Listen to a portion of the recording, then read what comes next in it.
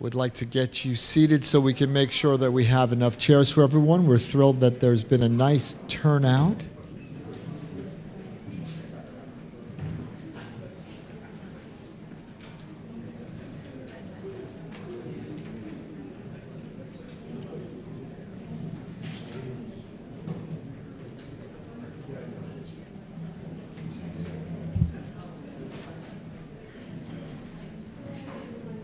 Okay, well, welcome everyone, and thank you for coming this evening to Finding Peace in Today's World, which is the name of this evening's workshop, sponsored by the Institute of Individual and World Peace, or IIWP, and by Peace Theological Seminary, or PTS.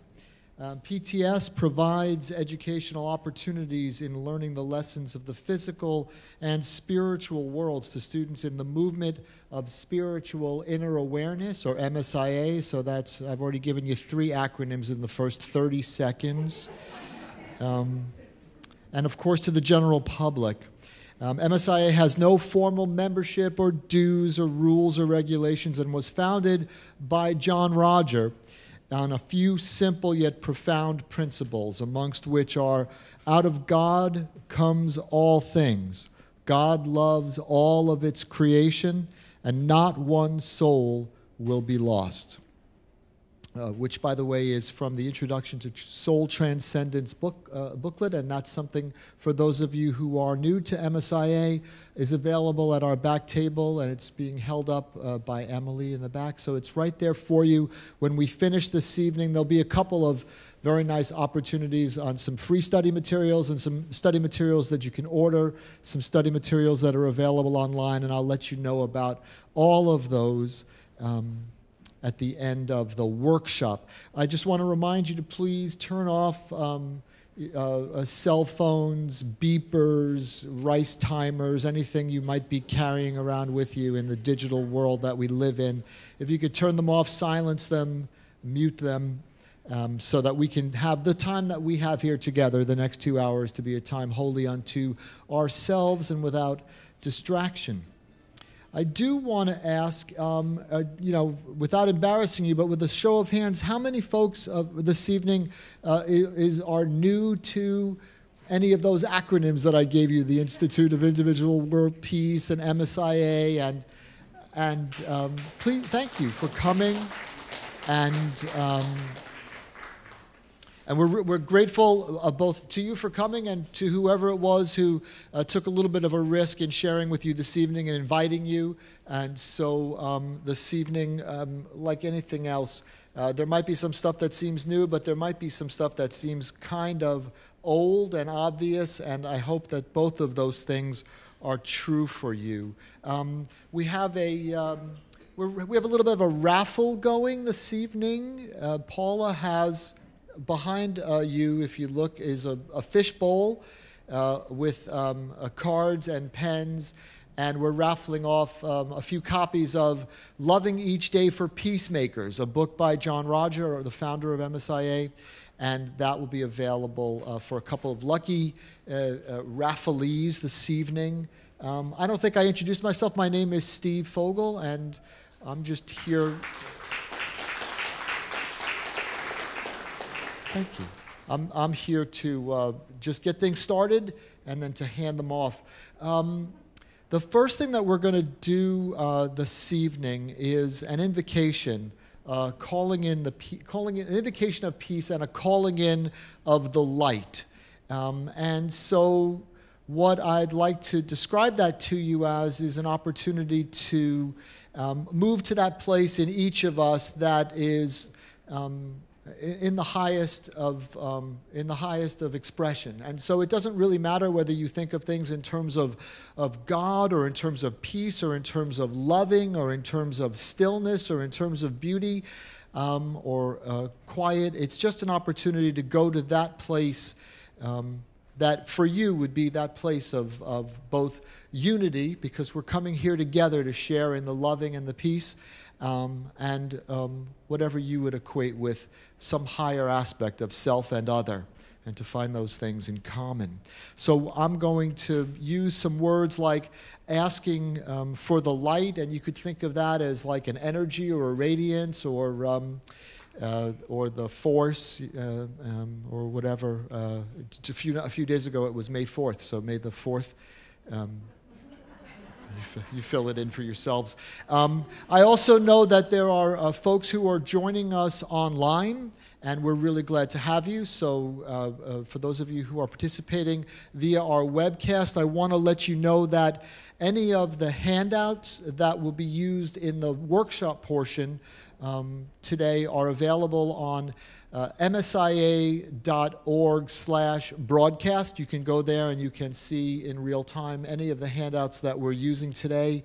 I also wanted to let you know if you are participating online and you have any kind of a technical glitch, you can send an email to msiaonline1, so the number 1, no spaces or anything, msiaonline1@gmail.com, and we've got folks in our online support who will respond to you immediately. So that's a little bit about that, and we'll be calling in the light. We'll be moving towards that energy of spirit, that energy of oneness, that energy that radiates from our hearts. Anyway, and I just want you to change the words so they work for you, and just use my words as a place to start, not as a place to stop. And then we also use a term that says the highest good of all concerned. And that's for us to say that regardless of what we think, we want to ask for this invocation, or I'll use the word blessing, and you can change that word if you need to, so that it comes from a place that knows what's for the highest good, whether we know or not, or whatever we think is, regardless of that, it's to come from the place that is truly for the best for all concerned, regardless of how they may appear to us. And then after that invocation, which will be brief, much briefer than the explanation,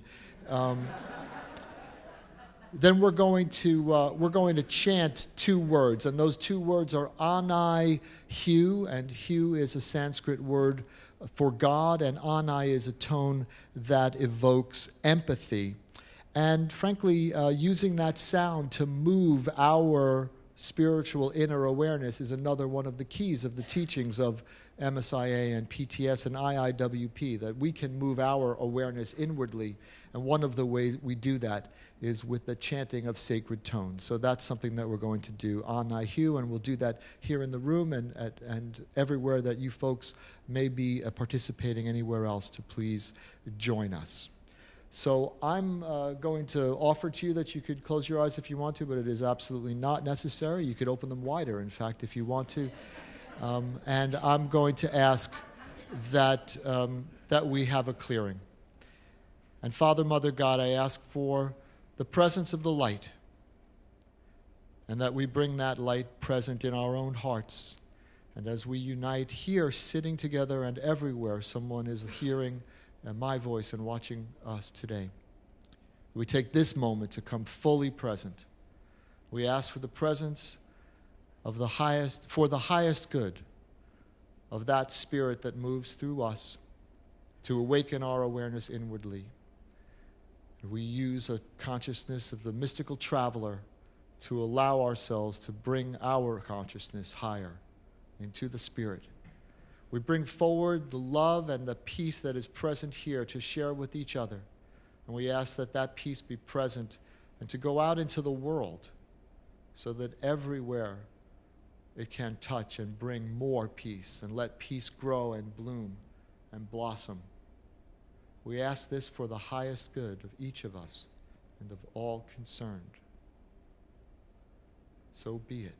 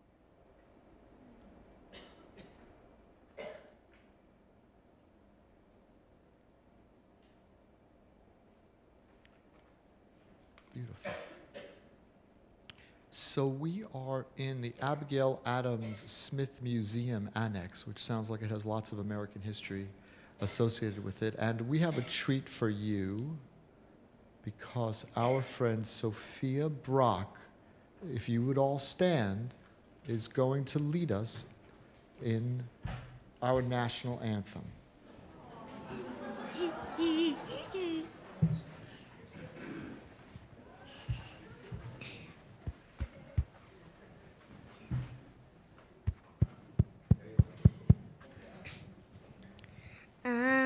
Say, can you see by the dawn's early light what so proudly we hailed at the twilight's last gleaming, whose broad stripes and bright stars through the perilous fight.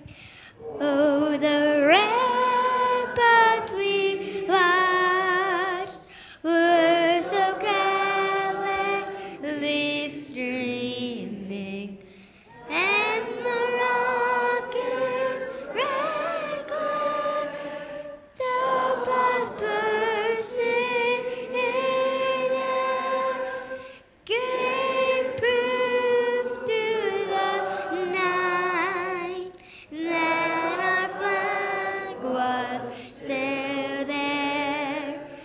Oh, say does that star-spangled banner yet wave?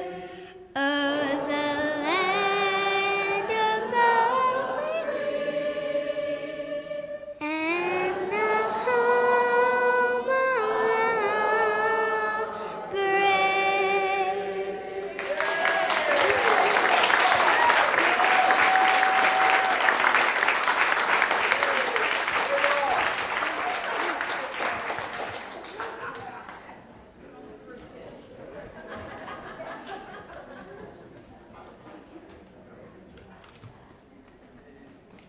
Well, that's a first. That was great. So we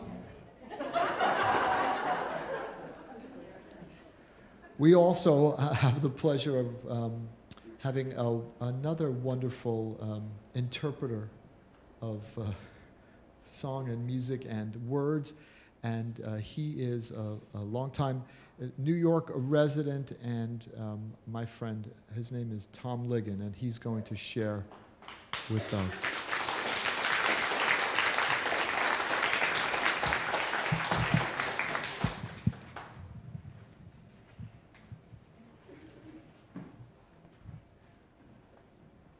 I'm just so happy and honored to be able to do this.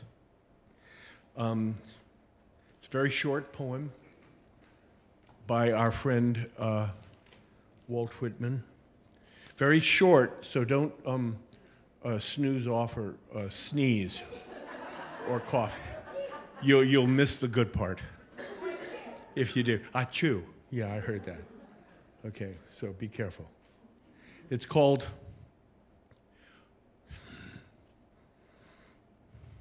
A Clear Midnight. This is thy hour, O soul, thy free flight into the wordless,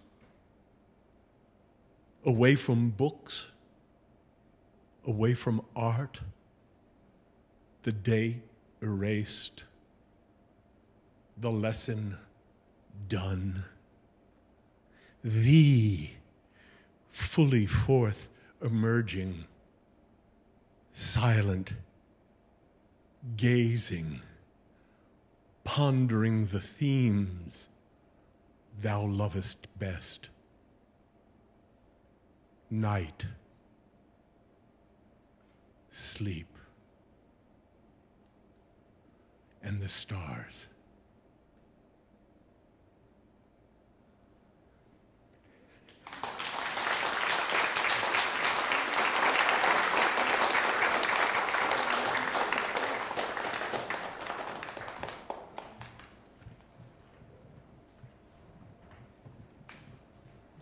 The next thing that we're going to share with you is going to be a video. It's actually 2 videos, and they're called Moments of Peace.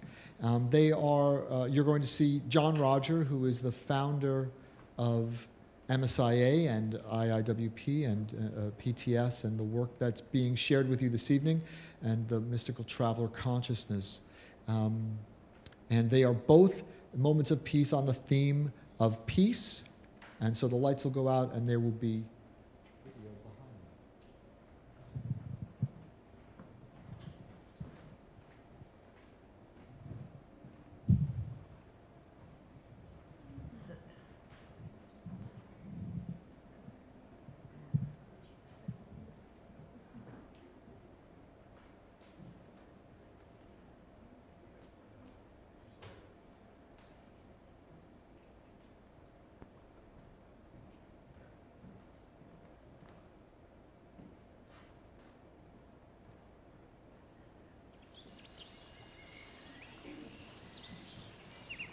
Individual peace starts with you individually. It starts with your breathing as a fundamental response to life. It's not a radical approach. It's a very fundamental approach. Next time somebody around you gets an anxiety attack or an asthma attack or emphysema or something with the lungs, just suggest to them that they alter their breathing reference. Instead of breathing up here like this, that's just making it worse. Because you hear it and you go, oh God, I am dying. Especially when that asthmatic wheeze comes up here and he goes, and then if you have to throw up and you can't, and then you really feel like you're lost. So you say, open your mouth, breathe through your nose. It's plugged, I can't breathe through your mouth, breathe through your elbow, breathe through your forehead. We don't care what's plugged. Keep breathing it in. When the peace starts to settle, it radiates around through the body. It's a very funny undulating thing. It goes on. It's not stale. Peace is very much alive. It's in the asthma wheeze. It's in the pain in the neck. It's in the pain in the back and the shoulder. The peace is in there because we didn't do anything except drop the pressure, and the peace is there. Do you know how we know that biblically? Here's this guy, I think they call him Jesus or something like that. Joshua, Jesu. They had a name for him. He got on a boat with his followers, and the boat just started going into the stormy weather, and it was really bad. They said, peace, be still. And everybody else heard him. But you know what he said? Peace. Be still. Because he didn't tell the peace, be still. Peace. To the other elements, be still. And as they became still, peace settled on the water and the ocean around them. Berush Beshem.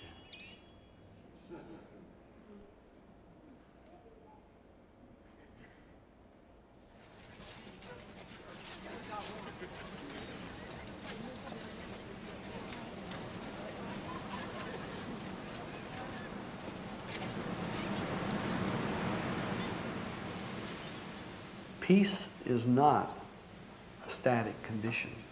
It's a very active condition. It is just a cessation of againstness.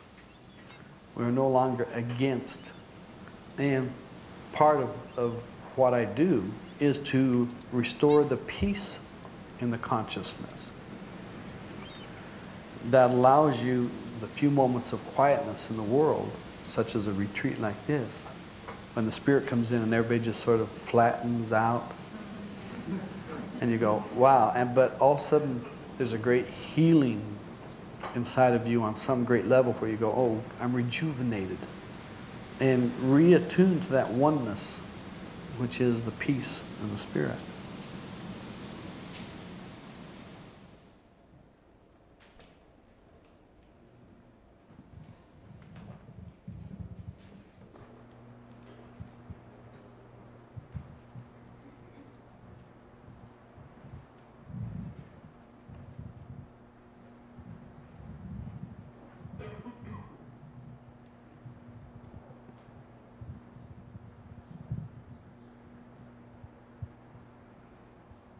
So we're about to start our main facilitator, our main speaker for today is the Reverend Dr. John Morton, who is here with us. He has a ministry that takes him all over the world, and he has been here on the East Coast and sharing blessings with us. John is the spiritual director of the Movement of Spiritual Inner Awareness, and integral to all of the work that's being done by the acronym organizations that I keep referring to this evening.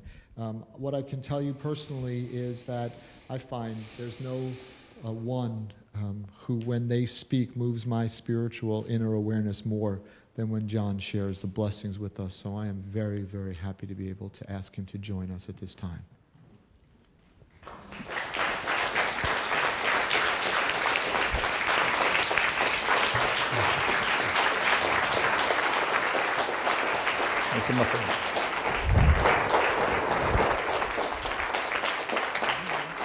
Yeah, let's keep this up here. We're gonna do a little set decoration in motion.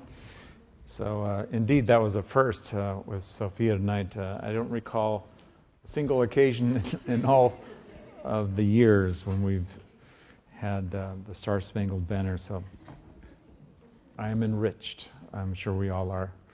So thank you. And Tom Ligon is my Insight 2 buddy, so it's always good to have Tom in the house and around and reciting what moves our heart and our soul. Well, this is almost like a podium, isn't it, tonight? Yes. But I do have some things I'll be referring to during the evening. I'm always especially glad that there are some new faces, that I can mold like fine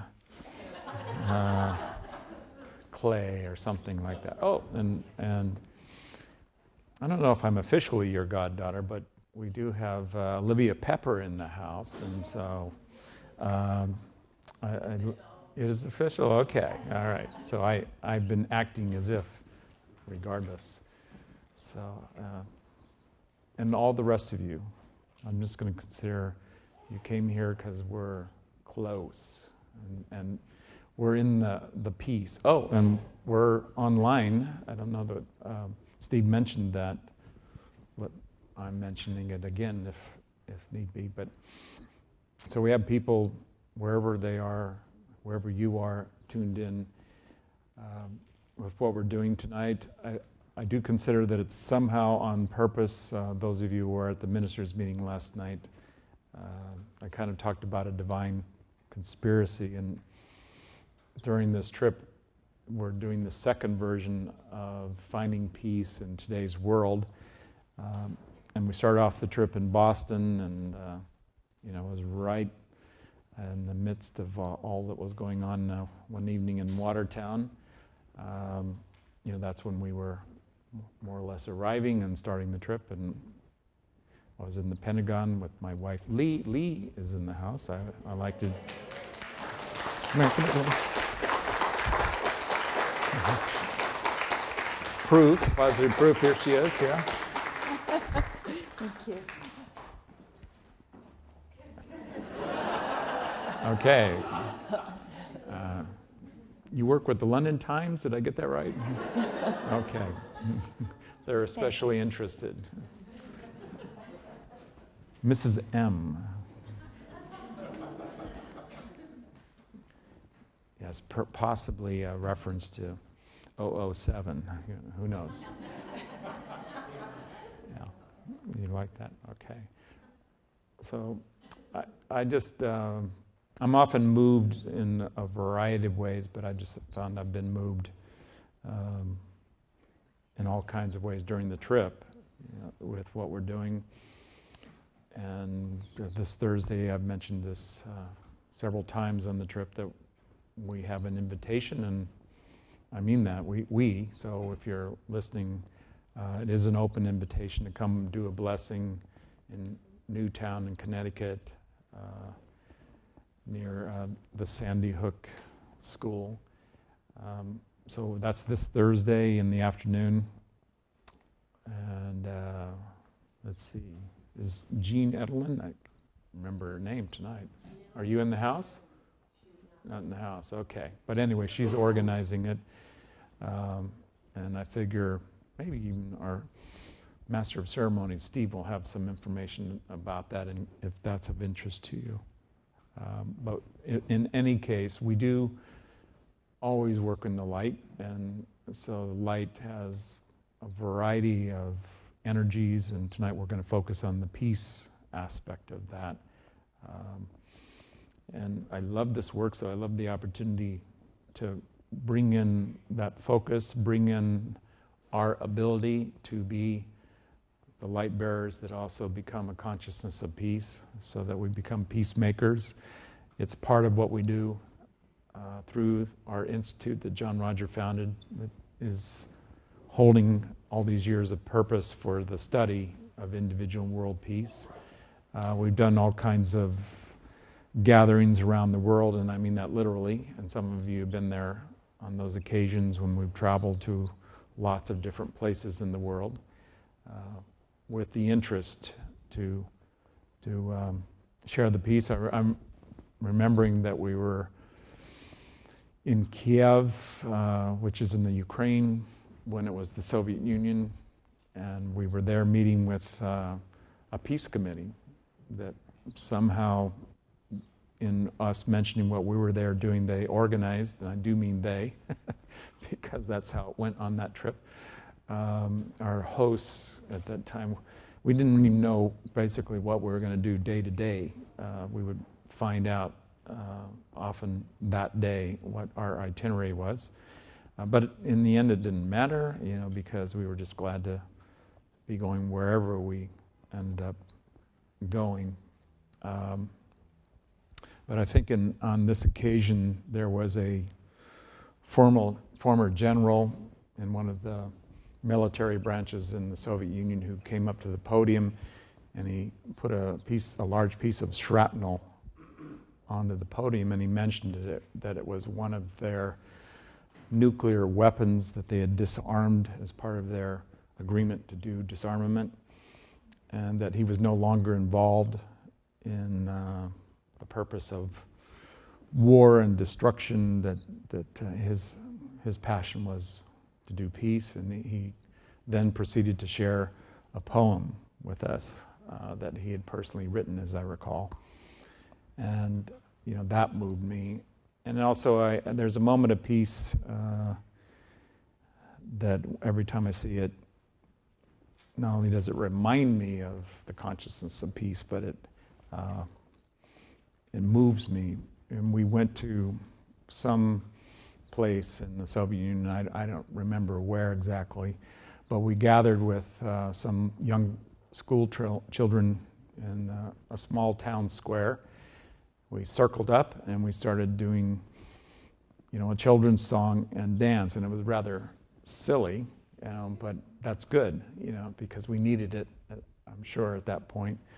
But it was just a simple thing, and I remember having this very powerful awareness that if there was ever someone suggesting or lobbying that we should, send bombs or destruction into that country, I would think of these people. Like, how could you? These are people like us. And it was a very powerful experience to have that sense of communion, sense of empathy. So for me, it is a dedication. It's a part of my ministry, and it's something John Roger shares, and all of us have that opportunity. It doesn't really require, as far as I'm concerned, a formal training, but there are some principles. We're going to look at some of those tonight. I more or less consider that what we're looking at is common sense, that it's just coming into the consciousness of peace and what happens, and then how could we be effective? How could we choose peace?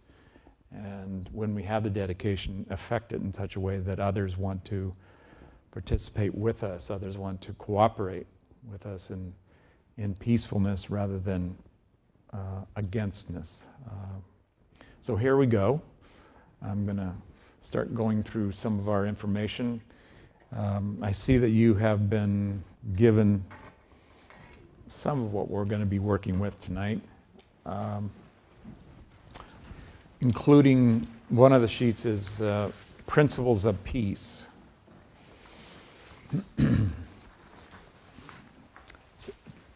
Specifically, key principles of peace. 4 of them.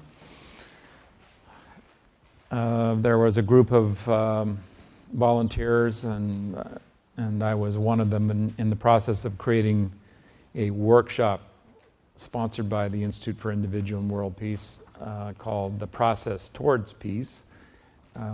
We were endeavoring over a long period of time, I'd estimate about 2 years, to, in the simplest terms, identify what would create peace, what would cause peace. And here they are. So here's our articulation of that. It's awareness. I see this as awareness that peace is present. Peace is a choice available regardless of any circumstances, so it's present regardless. Peace is an inner process, so regardless of what is taking place outwardly. And I would encourage you to consider that we have an inner consciousness that goes beyond what we think, what we feel,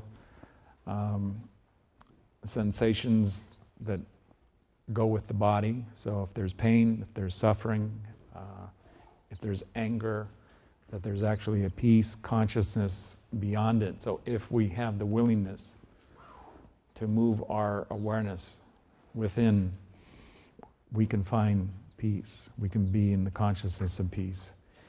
And the last one is something I first heard from John Roger. Peace is the cessation of againstness.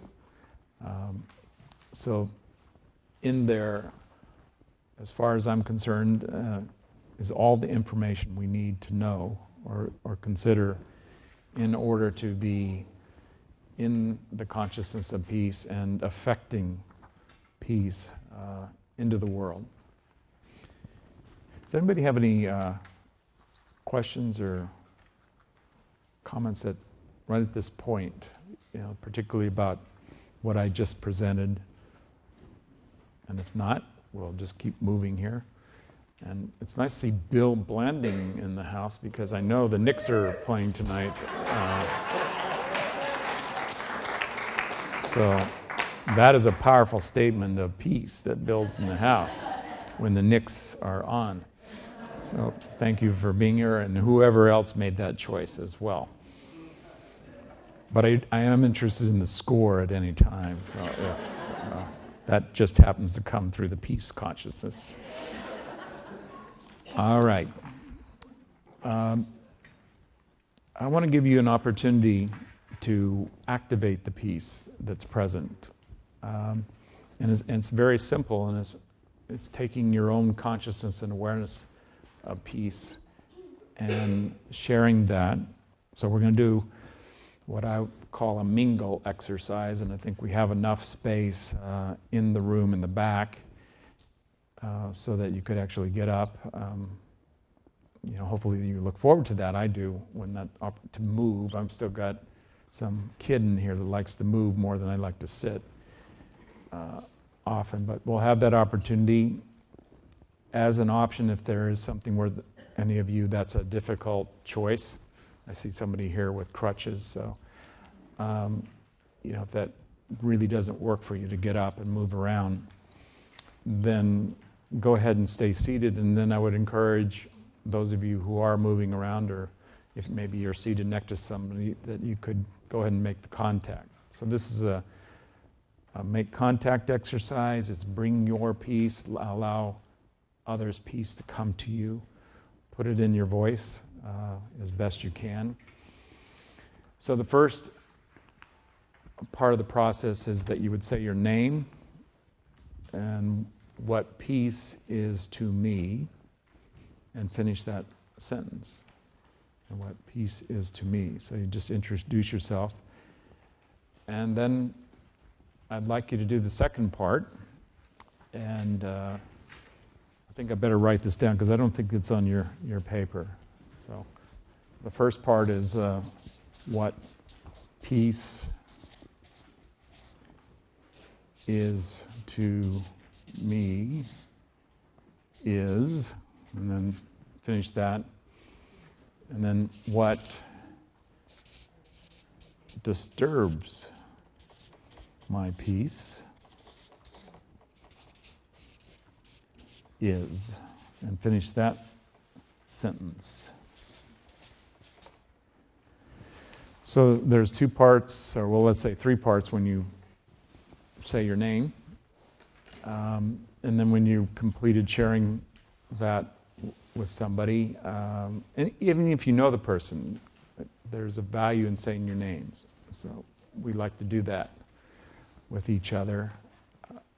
Then you just move on to another person and continue the process. So, yes. Can't see it. Okay. Well then, let me do something about that. So what peace is to me, and that's not one word, tome, but it may look like it, but it's a whole other thing. But what peace is to me is, and then the second question is what disturbs my peace is. And maybe let's just take a moment to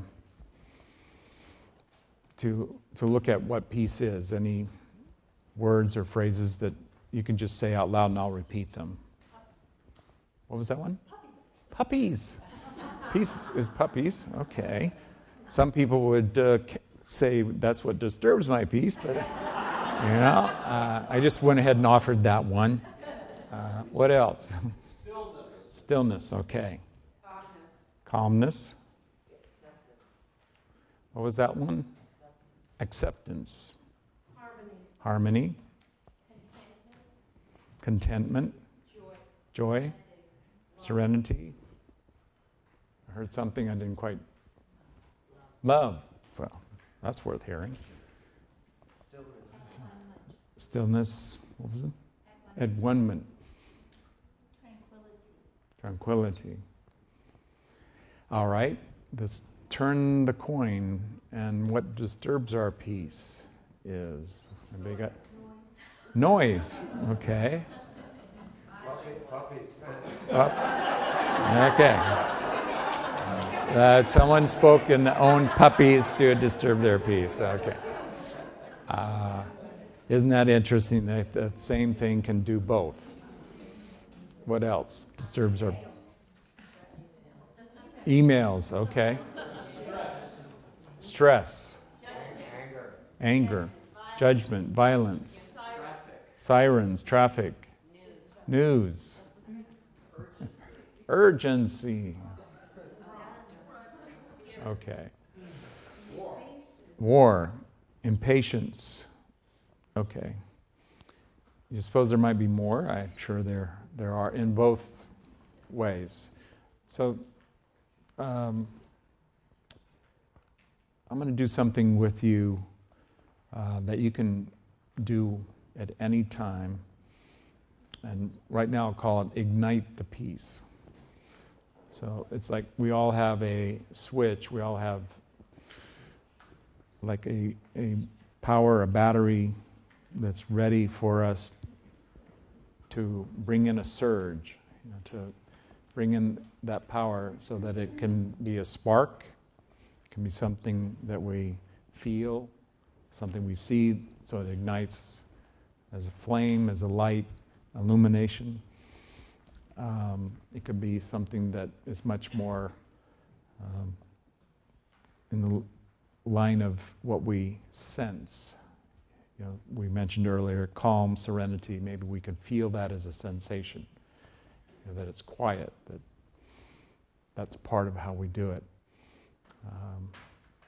So we ask again that the light that is present here, as the peace that's present, comes into our consciousness, that we open ourselves so that there is greater awareness, that we release any restrictions that we have imposed personally or allowed personally toward the peace that is present.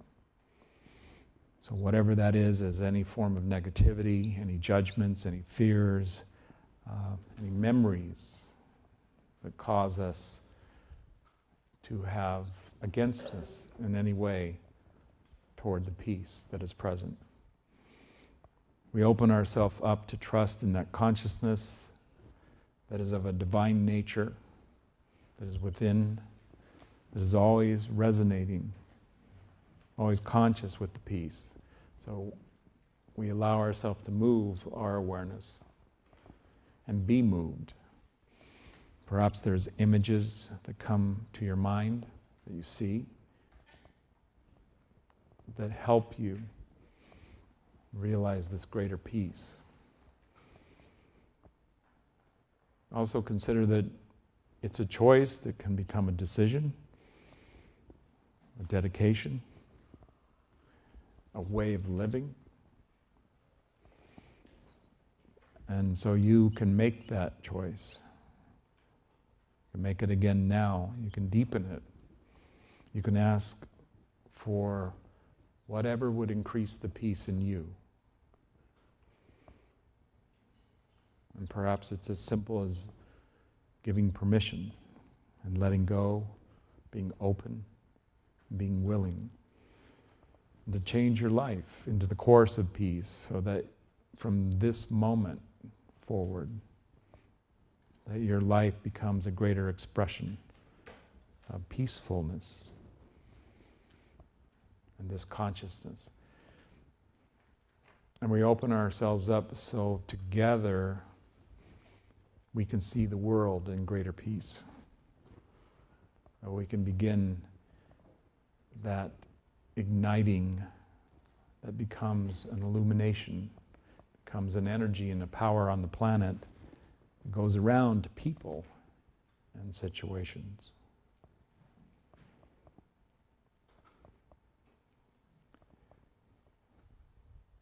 Let's consider that if we can behold the peace, if we can be the holder, just one of us, and together that becomes even greater as a power of peace, that we are holding it and not allowing it to go from us because of some againstness, some judgment, some fear, some memory that disturbs the peace.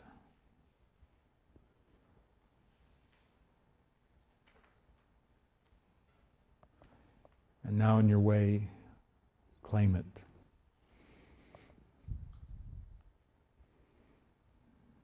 That it becomes personal. However you would do that. Perhaps there are words that you say to yourself, or a prayer that you place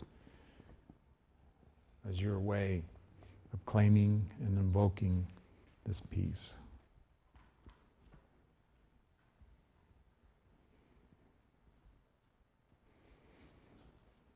In this movement we say Berush Beshan.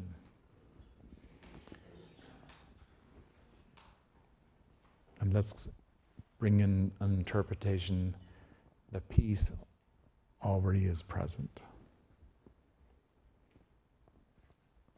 Okay, so for those of you who can, we'll do the mingle process. So again, there'll be your name, what peace is for you, what disturbs your peace. Share that with as many people as you can, and I'll let you know when we're going to be doing the next process.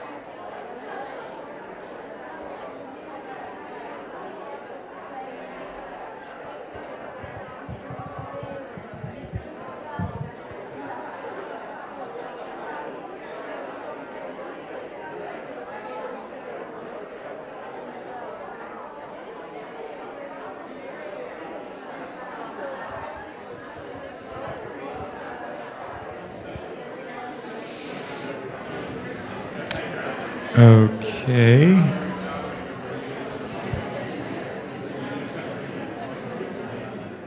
You can bring that to a close.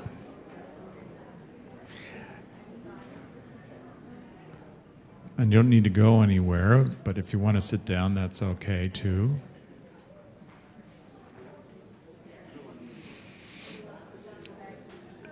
And then I would like you to stop talking.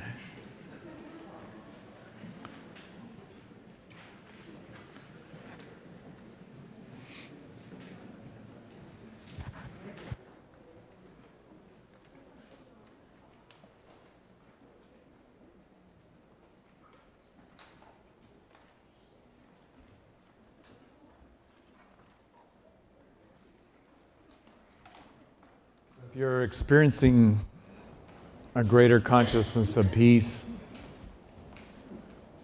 be aware of that and raise your hand. If you're experiencing lesser consciousness of peace, you're more disturbed about something, put your hand up. There we go. So that can happen, that when we move on this, it doesn't necessarily mean that it's always going to be easy, it's always going to go toward peace. That at times when we become aware of our challenges, we become aware of what is consciously and unconsciously disturbing our peace. And when we do this level of the work, we often find we go toward whatever is the restriction, whatever is the disturbance, with the intention of going towards what we would really like to create and experience for ourselves. So clearly our intention this evening is to experience greater peace, to be more in the consciousness and awareness of peace that is present, and to make that choice, to stop the againstness. You know, sometimes that part, there it is, there's the rub, the friction's right there. I've heard statements like, but those people, and then somebody finishes it. And the attitude is, there's no peace with those people, or you can't have peace with them. There it is, that's the attitude. And then supposedly it justifies holding the position of againstness, especially if we're willing to keep focusing on the disturbance.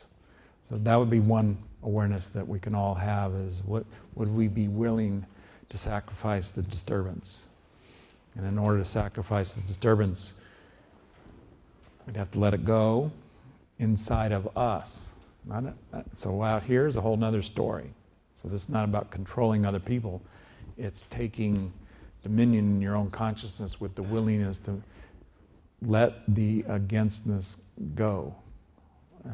Those of you who've been around what we're doing for a while know we work with forgiveness, and we work with it very powerfully again and again. Some of you have done some of that work in the last few days. And then you go, well, I've done this before, and I've done this before, and how many times do I need to tell myself these things that I forgive until it's done? I have often had the experience when somebody comes up and for whatever reason says, do you forgive me, or will you forgive me? That's often an experience of, you're already forgiven, I don't need to move. That there's nothing for me to do, that's inside of you. You're the one considering that there's againstness, or that I'm judging you or disturbed with you. I'm not. But I'm glad you brought it to me so I can tell you that I don't hold it. So I invite you to move in that direction as well. There are some tools that we're going to remind you about for the most part, because I think this is things that we know already. It's common sense. It's now a matter of, do we have a choice? So one of those tools is to, let's get the particular way it's said. Well, we did it a little earlier as what we call a reflective process, or a meditation and an invocation. but to do that, to do something where you do a self-talk, and your self-talk include your divine source, however you do that. And I encourage you to put those terms in your words, your meaning, so how it comes out of you is how you would ask the divine source, ask God, by whatever name you would do that, to be a partner with you, to bring forward what it is. And in my experience, that requires often a willingness to be open and to drop what might be my agenda or my position, because it's asking me to change in some way, and maybe it's a surprising way or a way that I don't particularly feel comfortable about, or I don't have a whole lot of willingness. When it's a really deep issue, it's often something that takes tremendous dedication and willingness to do. So I encourage you to do things not just like once a month or once a year or something like that, where you focus on peace like we are this evening, but to focus regularly, like in a daily way. And it just doesn't have to be about peace. That's where we're directing it tonight in what we're doing together. But it can be about greater love and greater well-being, health, prosperity, the blessings, however that is for you. That I encourage you to make that a daily practice, that it is part of what we refer to as spiritual exercise, exercising the Spirit in us so we become not just conscious, but a living expression of the awareness and the beingness of what all this is. So that's an extended way of looking at this tool we call a reflective process, an invocation, a prayer for peace. And I want to do another tool that we did earlier, a NIHU. And then this time I want you to consider that you can move into your genius that would qualify you for the Mormon Tabernacle Choir. That they would want you, and they would want you to possibly be doing a solo because of your ability of your gifts. And just play with that, like play with that openness, that's not a ridiculous idea, that we can do a transformation here and now to be more attuned. And so when we do the NIHU, it is an attunement. Someone mentioned at-one-ment, I think that was the way it was pronounced, but there's another way of saying that as an atonement, same spelling, that we're in the same vibration, we're in the same harmony of the peace. So we'll do some version of 3 of them. You know, I like it as an idea that we'll begin together, and what often happens is it kind of rolls depending on your lungs, you know, and how long your air goes out, and so you don't need to stop and do it completely together. So in a way we create some rounds at times where the way it's going is there's a lot of rounds. And then I'd also like you to listen so that in the harmony that we're going to create, you take it in as a harmonizing that then is a peacefulness. Jared talked about that famous statement from Jesus, peace, be still. So we could be in the harmony, like peace, be harmony, be in the at-one-ment, the atonement of what this is. So I'm going to invoke my genius as a choir director, like the Mormon tech. And so when I give you the gesture,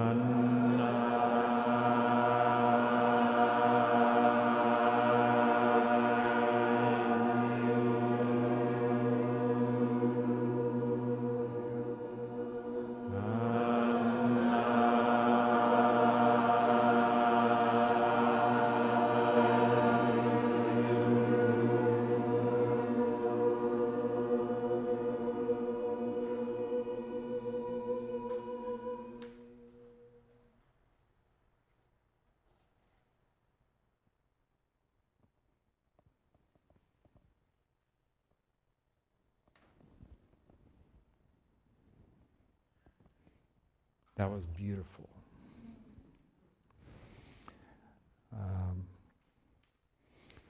Then there's a third tool that we regularly do through the Institute. It's a worldwide prayer for peace. Let's see what we got here. Yes.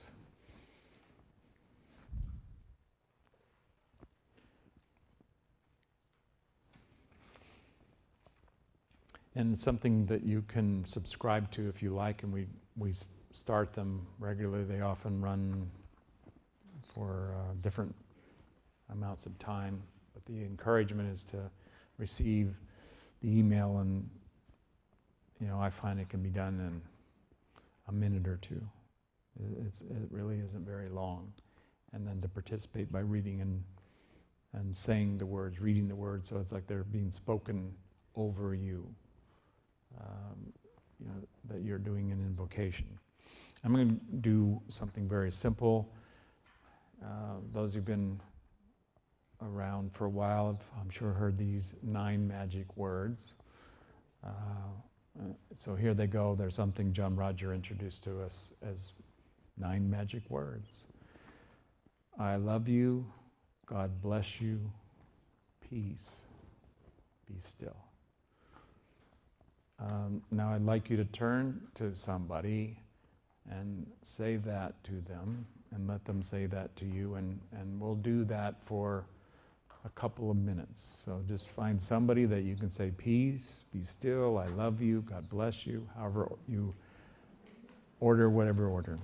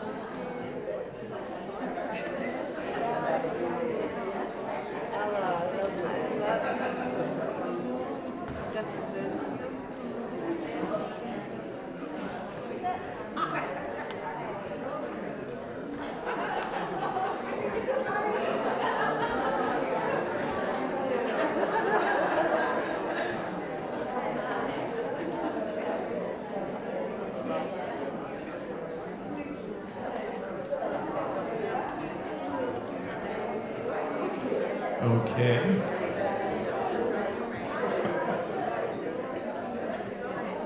You can bring that to a quiet, to a stillness.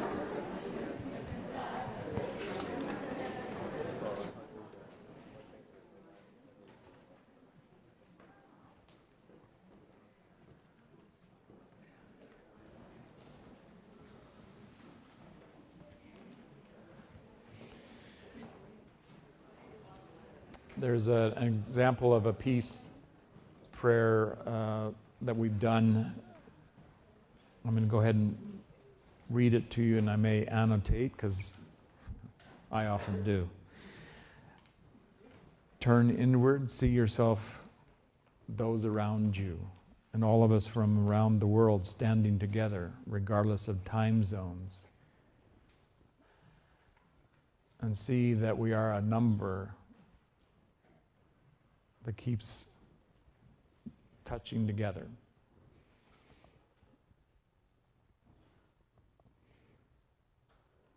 So we can go all the way around the planet touching together.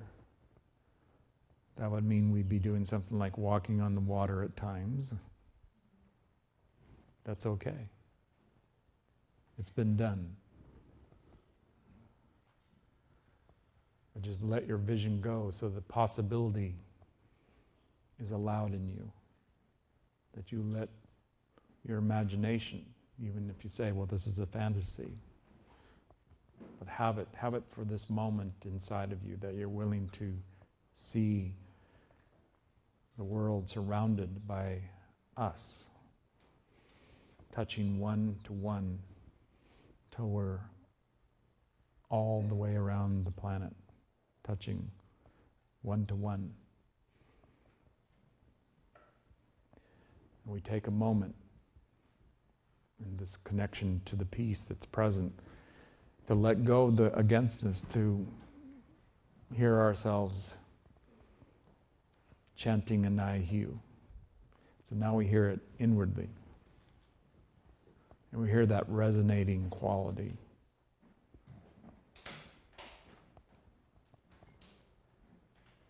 So then it's loud enough to be heard everywhere.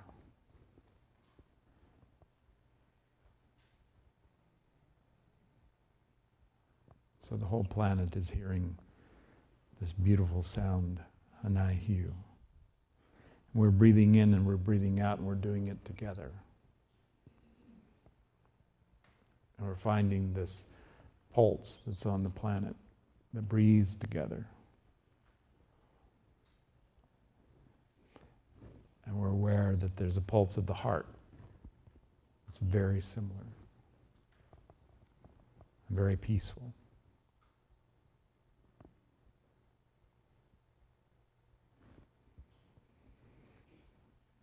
And again, we hear ourselves say, Beirish Peshan,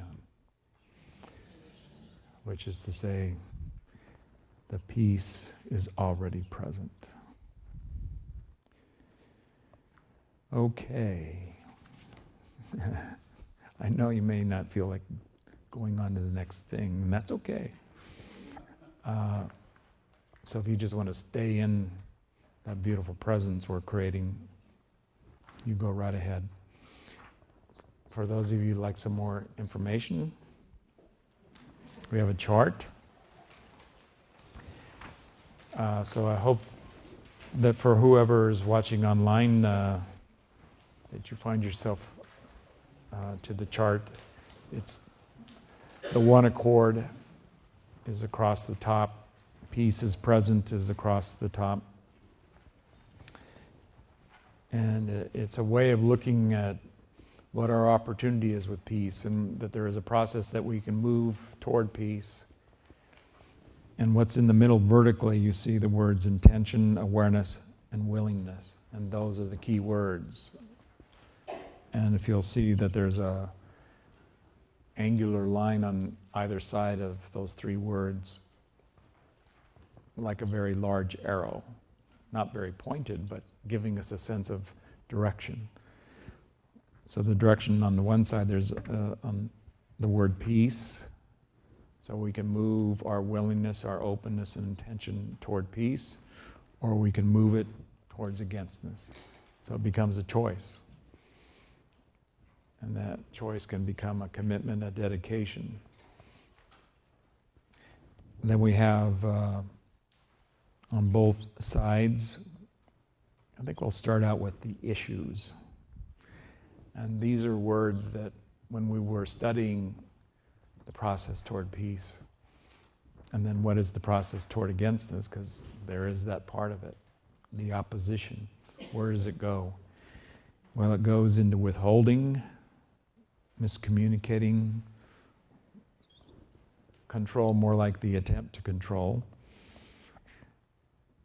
irresponsibility, disrespect, judgment, mistrusting, resistance, confusion, and there's more words that we could choose, but we decided, well, at some point, let's just go on. You know, that's enough to give us a sense of what's going on.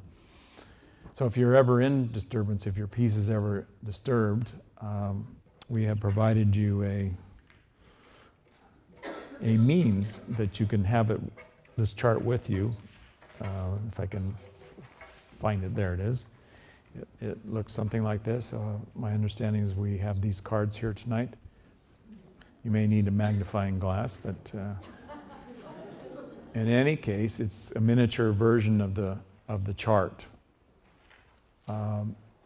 So if you're ever disturbed, you could go to the chart and take a look and see if there's a word that best describes what you're experiencing in the moment. So let's say you were experiencing mistrust, that was the word that most closely approximated what was going on for you as your process. If you look across, you see the word trust. So in your intention, willingness, and openness, you could shift towards trust. So in the process toward peace, there's a need for trust. So one of the things that's often spoken around conflict is you can't trust those people. Okay, how could you trust them? See, there's the question. Like, is there a way? Is there something that could be created so that more trust is present? Well, I know it might be a crude example, but I'm going to go ahead and use it anyway. The other day in Boston, there was an arrest that was rather public in terms of all that was going on, but one of the things that those who were I'll say, doing their duty as an officer of peace, which, by the way, they still have that designation, last time I checked. So when you put a badge on, you're an officer of peace. You're an officer of the law, but you're an officer of the peace.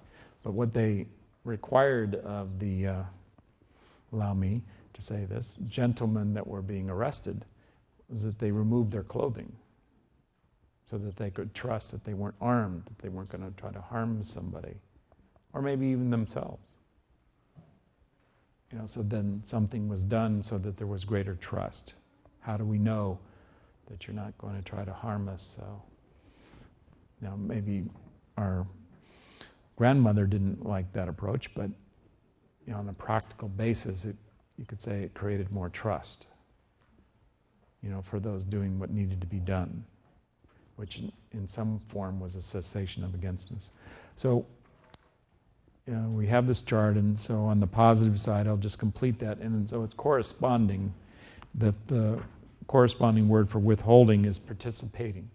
So be more participating in a situation or with a person if you want to move it toward greater peace. More communication, more acceptance, which is the word that we found when people are trying to control, that the best approach to move toward peace is to move into acceptance.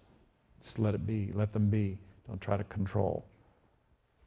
You might say, well, that's not available. Well, what is available? Instead of irresponsibility, could they take more responsibility for what they want to create or what they want from you? So if everybody was being more responsible, that's a process of creating peace. Honor. So how could you honor them? Well, maybe it's like, well, with the men, only men will be looking, and with the women, only women will be looking.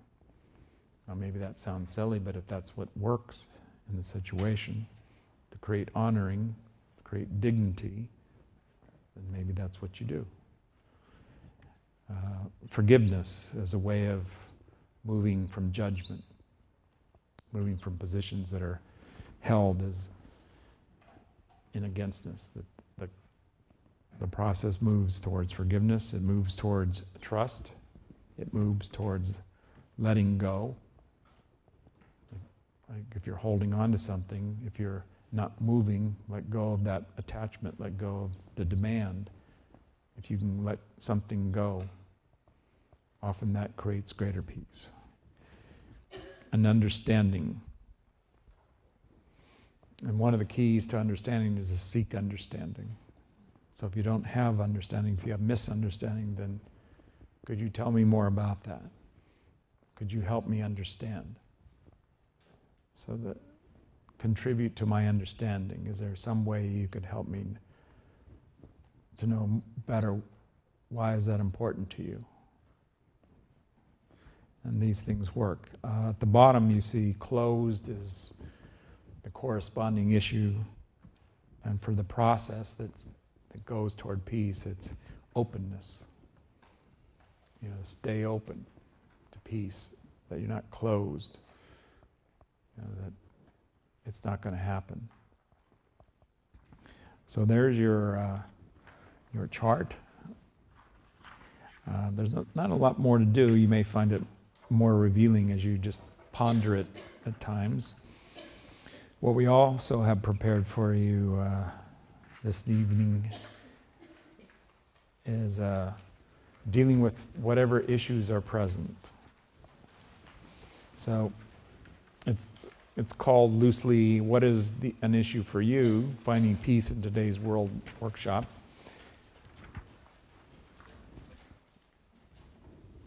And I'm going to bring up Miss Lee, Miss M.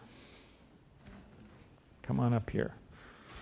So we'll do a little demonstration of how this works. So you're going to be partnering up with somebody. I encourage you, we often find there's more value if you do this process with somebody you don't know.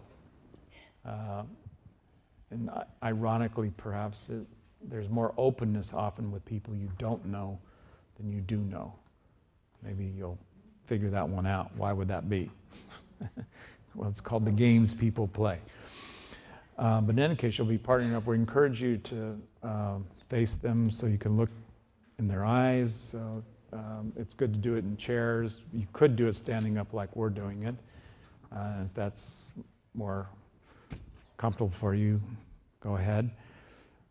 So there's actually there's two parts on here, but I'm going to encourage you to do it all together. So when it's your turn, you'll be going through part 1 and part 2. So just consider that you're going through it all together. What is an issue for you? That's a surprise. I'm just trying to peacefully love this process. Okay. Well, I think an issue for me is when I get myself into worry. So right now, where I could get myself into worry has to do with our home, where we're going to live, how is it all going to work out with buying and selling, etc. How do you know when the issue is present, like feelings or thoughts? I feel unsettled. I feel definitely a sense of worry, like a lack of trust, what's going to happen, a sense of not being grounded in a home. I run all my ideas about packing, again, drama about that. So, how could you best turn this issue toward the process of peace? well, definitely, rather than resist and think I know and worry, it would be letting go, letting God, and trust. Definitely trust. Is there a deeper issue?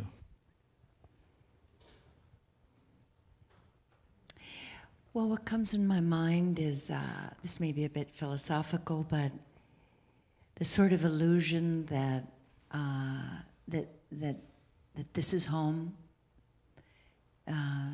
security, like there really is such a thing. So I think the deeper thing is again back to the trust of God, that's where home is. Home is in the spirit. Home is in the trusting that all is well.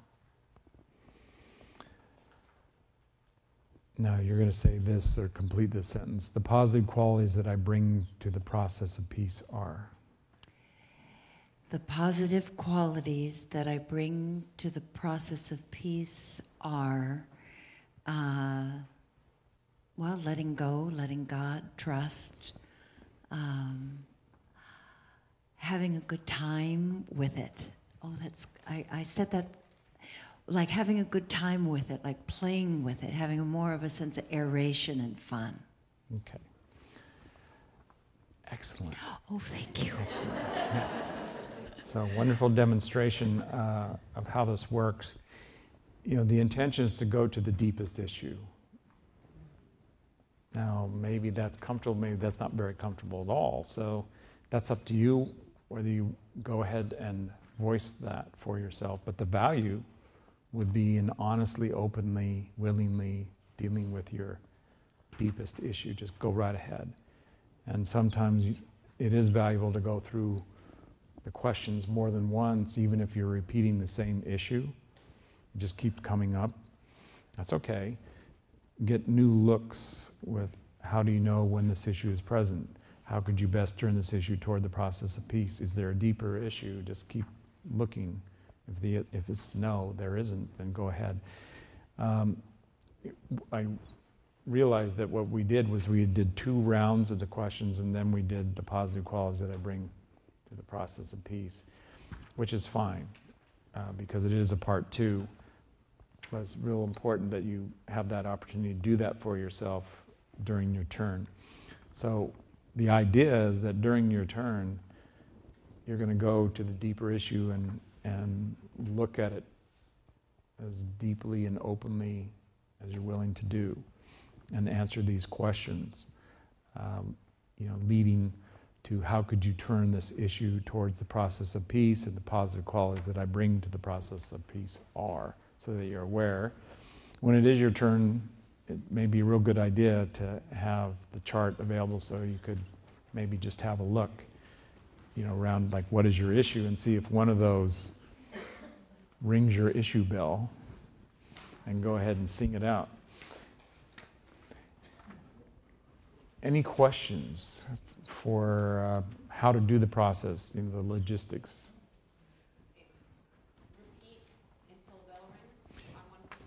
Thank you. That's an excellent question, because I didn't bring up how is your turn going to end, and I think Roger is ready. How is it going to end? We're going to hear something.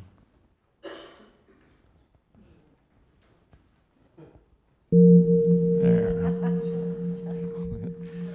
It was coming from a mountaintop, but it got here. So that's our kind of world-famous gong. Many of you have heard it before.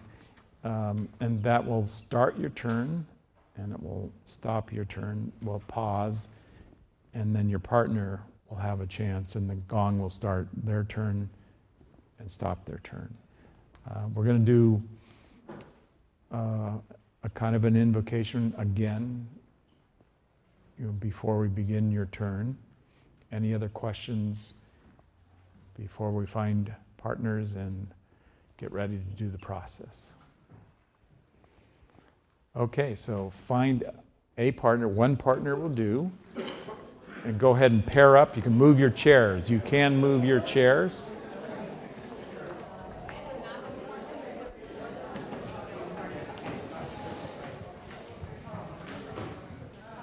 If you're looking for a partner, raise your hand. Looking for a partner, raise your hand. And we may need an assistant in case there's an odd one, but I do see a hand in the back, possibly. Anybody else still looking for a partner?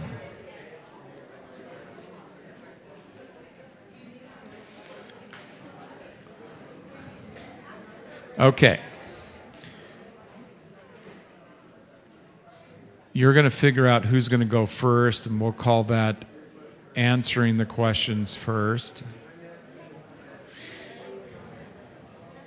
That's good. Somehow you figured that out, even if you don't know that consciously yet. So let me have your attention.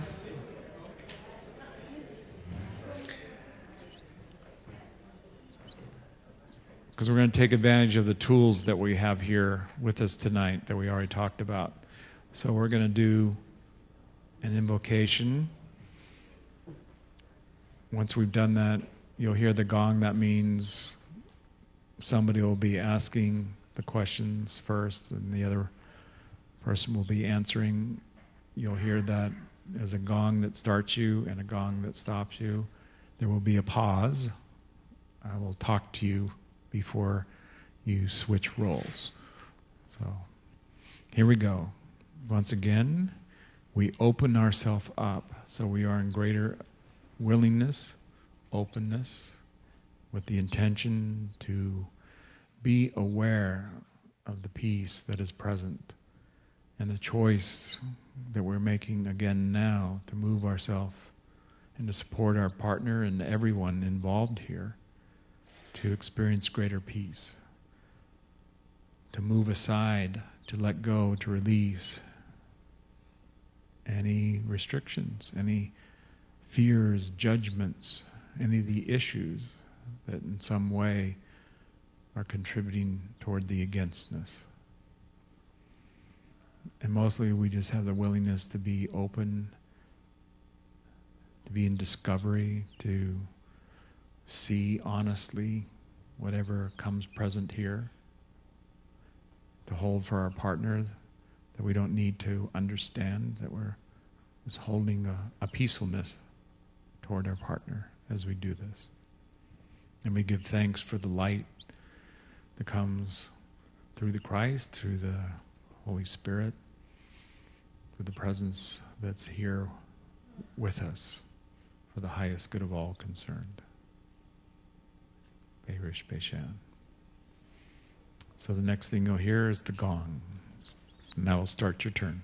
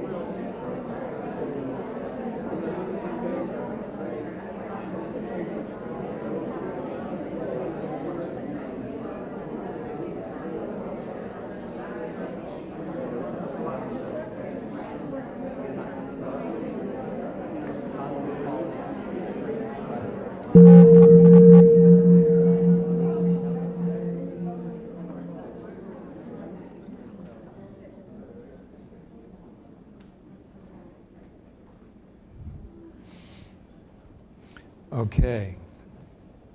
Now we have a turn here, so there's greater peace coming from whoever has been asking the questions at this point. And just do your own inner preparation for a moment. That it may actually take your courage to let the word speak through you about whatever the issue is that is present for you, and to move it in whatever way will allow you to go into the process toward peace. So in your willingness, in whatever way you will experience the special light that radiates peace to all, consider you are breathing in peace and breathing it out for yourself, for your partner, for all of us, and for everyone and every situation upon the planet. When you hear the gong, you can begin.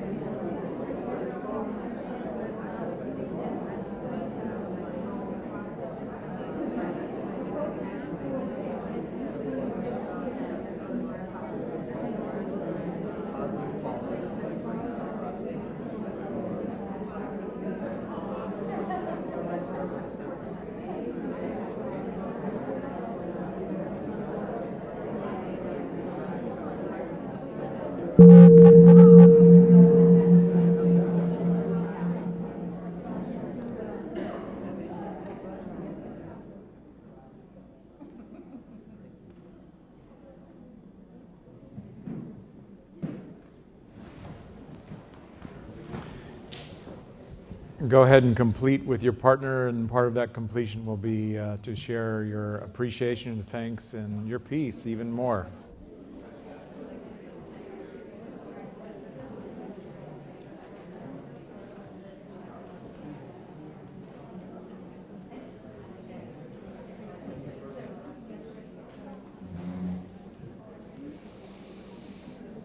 And you can turn in this direction.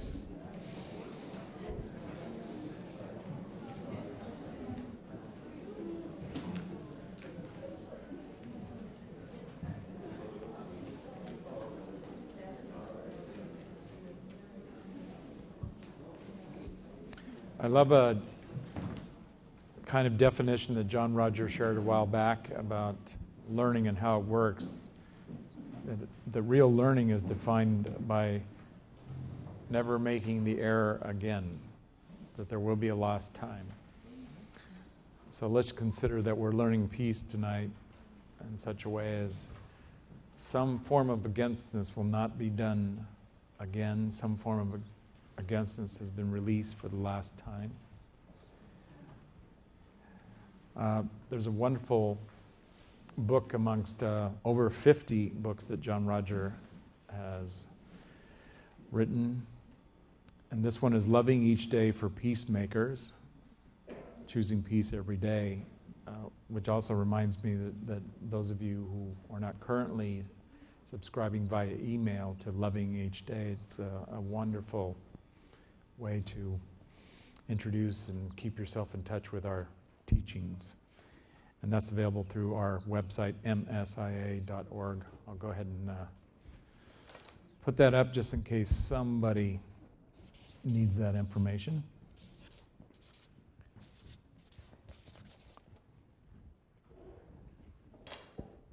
So I'm going to have John Roger share with us for a moment, because these are his words. Peace is present. And in the book, there are John Roger quotes on the left side, and on the right side, there's some form of an exercise. So there's generally a blank page that you could write, so this could become your peace journal as well. So the question is, am I? Peace is present. Am I? How would you answer that question right now? And I when I was reading through it just now, I realized that if I'm present with peace, then I am peace. So if it's just a way of knowing my presence is peace. So if I'm not in a peaceful consciousness, I need to bring myself present. So I'm going to get to some others here that I selected to share with you. Take care of your body. Make friends with your mind and emotions. Live in your spirit as you walk through this day in peace. What are some ways in which I can take better care of my body, be a better friend with my emotions, live more fully in my spirit? So this is something that you can consider further. This is from John Roger, whenever you hear of any negativity, instead of adding to it by condemning the people involved, there's a turning point here. Send light and love to everyone. Every day we all get that exercise. At least I'm going to own that one for myself. That every day in some way I'm witnessing some form of negativity, if nothing else with myself. And so rather than condemning, send light and love to everyone involved, even to those who have messed up. Maybe especially start with them. Start adding peace into the situation through your compassion, acceptance, and understanding. So here's the question. Was there a time recently when I added to negativity? Yeah.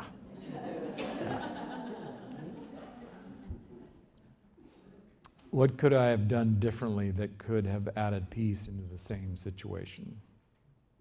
Now maybe we're all in our humbleness, our humble peace experience right now.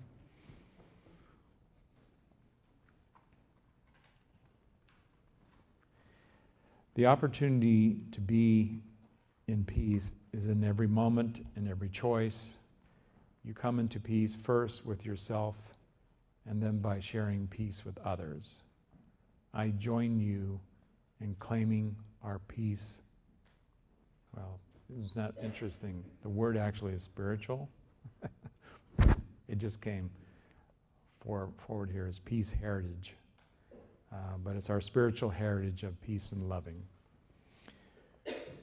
Here's the question. Where can I, in this moment, choose to be in greater peace? Specifically, how can I do that? So that was the last quote in the book, and then there's some other reference material. But I thought that would be a nice way for us to move towards conclusion. We have a little time here, a moment or so, before we conclude the evening, when I like to do it in a way that's what moved us tonight. So that may be a simple awareness, and it may mean that you had a learning, something shifted you, perhaps for the last time, that there's an againstness that released, and let's be open. Let's consider that you let it go and it's gone. It's no more in you. And if there's any other way that you are aware of your learning that you would share with us, that's also valuable. So if anybody has a sharing, a turning point with your piece or something you learned, and I see a hand, and we're bringing you a microphone, and if you would, please start with your name. Hi, my name is Agapi, and I had a very profound awareness for me because I thought my deeper issue was trust, but I realized as the last part of the exercise, what can you bring in the process of peace, was that I'm loved no matter what, and that my lovability to myself is not conditional to how much I achieve during the day. Mm-hmm. And so I would love to put that in the light and let it sink in throughout the night in the sleep travel so that it can go into my deeper levels. I just heard a way of saying that what's true about me is I love no matter what. What's true about me is that I love no matter what. Yeah. Oh. And that becomes a statement, it becomes an acknowledgement, an affirmation, a declaration to move forward. Sometimes it seems risky because if we say these things, then people may want to say, but didn't you say that no matter, or what's true about you is you love no matter what, and call you into it. Well, I think we all need those kinds of friends or associates. Even if you haven't considered them, like, I'm holding you to what you said. It doesn't always feel good, but having that around you and being that for yourself, that you would be willing to hold yourself to this declaration of, I love no matter what. And the love is to myself and to everyone. So it's like it's a presence of love, right? Right. Rather than I'm just loved. That's really very expansive. Thank you, Johnny, for tonight. Thank you. Thank you. Anyone else want to share a learning, a turning point we got right here? Yeah. Hi, my name is Olga. What I realized was Would you say your name again? Olga. Olga, okay. Olga. I got it. Thank you. That peace is being present in the moment. Because I often tend to go back and find myself 10, 20, 30, 40, 50 years ago. And that's where fear comes and disturbance and againstness. And by stepping into the present, just being present, I'm okay. So, great awareness.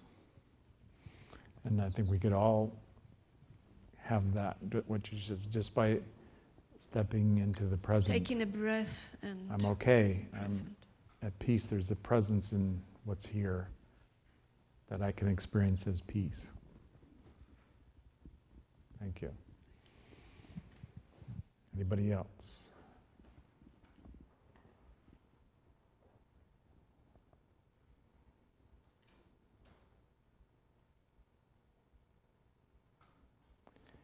Okay, here goes the peace blessing.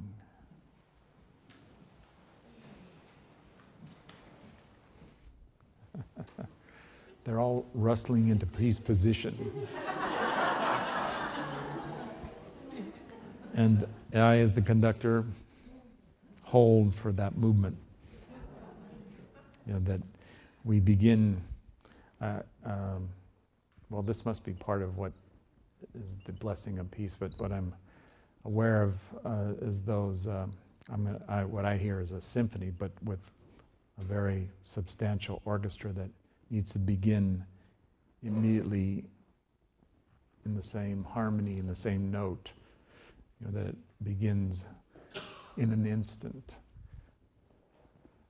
And let us consider that this instant is the peace that is coming upon the planet, that we,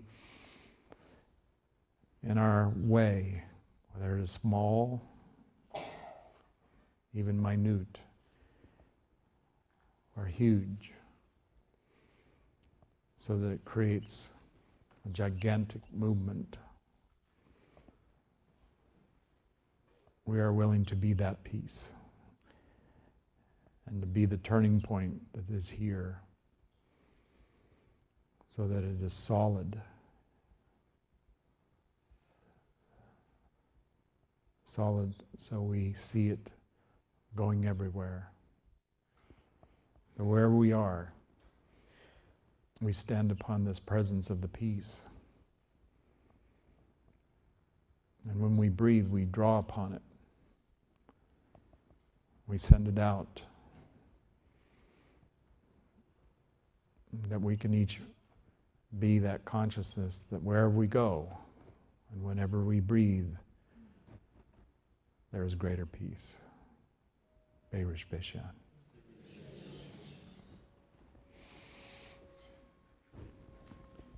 Well, okay, that's a sound. Somewhat like an air raid or something. But we're in a shelter, a beautiful shelter here. Well, I'm very appreciative of being in your presence of peace. So I hope you take that to heart.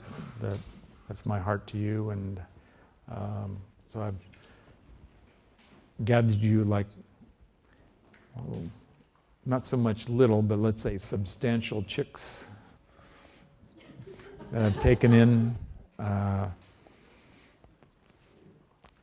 to a nestling, that there's a greater peacefulness in my life because of just being here tonight and sharing with you wherever you are behind that great eye, the eye in the sky they sometimes call it, that we're more and more moving our consciousness to that dedication.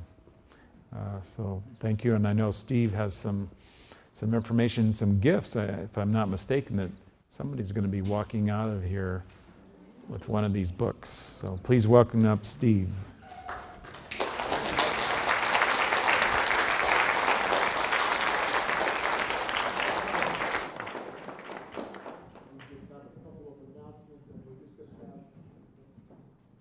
A couple of announcements for you, and we're just going to take this time to remain seated and let John get out of Dodge and be able to have his time, because of spending it with us is a lot of work, and so he just needs a little moment to take time for himself, and we're going to honor that.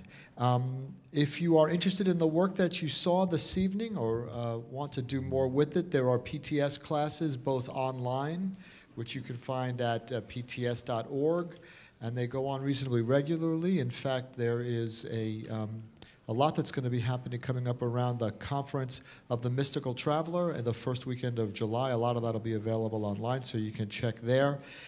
There's a PTS class starting here in the New York area called Levels of Consciousness, Vehicles of the Soul. We have a couple of people already, maybe about 6 or 7, and if you let me know or Paula Belden-Green know that you're interested, you can help us figure out the dates, but we'll probably be starting sometime over the summer, and it'll run about 7 weeks.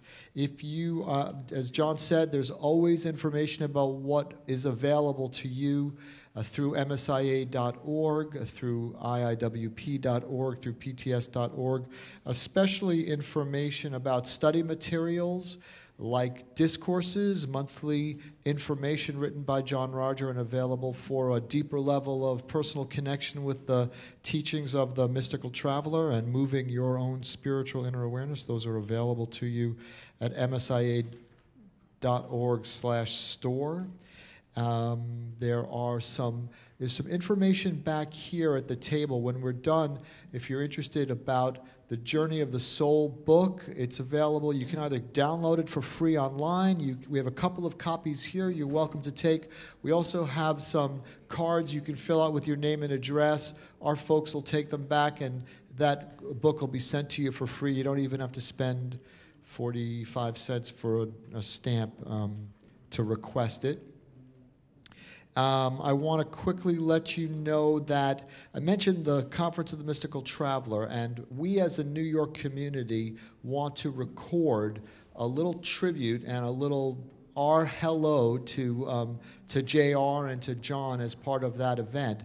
And so if you stick around, we're going to do it very quickly, but Now Productions has agreed to help us out with that. Heidi's going to lead us through it. But we're going to stick around. But here's the contract, because Vincent and Roger and the team here are staying a little later to do it. So our contract with them is everybody who wants to be part of this, I really want you to stay, but it means we're all going to stay and help break this thing down. So we're going to do that as soon as so we're going to record, then we're going to break down, and we're going to send them on their way. That's the majority of it. So now for the gifting. So, no?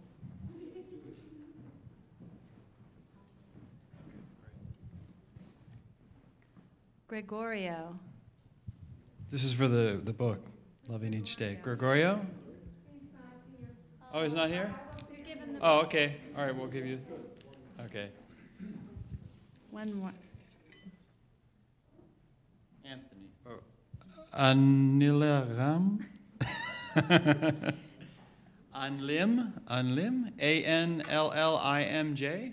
718-875-2287.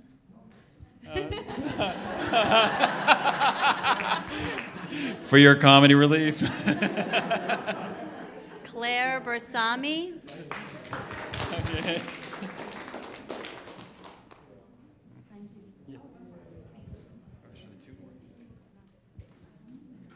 Joan Tom Brooks. Tom Brooks? Brooks. There you go. Okay. And there's one more.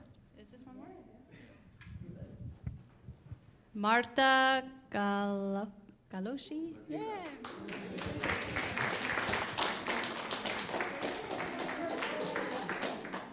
That's wonderful. I just want to finish with those pieces of information that John had promised that we would give you some details about the upcoming work that's going on this weekend. This Thursday, which would be the 9th, I guess, right? So May 9th in Newtown, Connecticut. Folks are meeting at the Newtown Community Methodist Church. And that is to be able to get together, and it's open to anyone who wants to participate in holding a blessing for the community around the Sandy Hook School. I don't believe that there's going to be a visit to the school, but it's to hold the light and to bring a blessing to that community. There's information available about that. In addition, starting this Friday, there is a retreat called the SE's Retreat, meaning spiritual exercises. John mentioned the idea of the spiritual exercise. That's going on at the Dolce Conference Center in Norwalk, Connecticut. That runs from Friday evening until Sunday at lunchtime, noon, and then at 3 o'clock at that same location in Norwalk, Connecticut, there is a question and answer session with John, and that's at 3 o'clock in the afternoon on Sunday. And that's available for Discourse subscribers and for initiates. And that you know who you are. Discourse subscribers, and so go online to the msia.org store and become a Discourse subscriber. Thank you so much to Paula and to Graham and to Emily and the people who organized this evening, and to Hillary and Franny and to Whitney and and all of the people, if I didn't mention you, I apologize, who handled the registration table. Thank you to me for holding the microphone. God bless you all, and I'm going to hand you over to the inimitable Ms. Banks.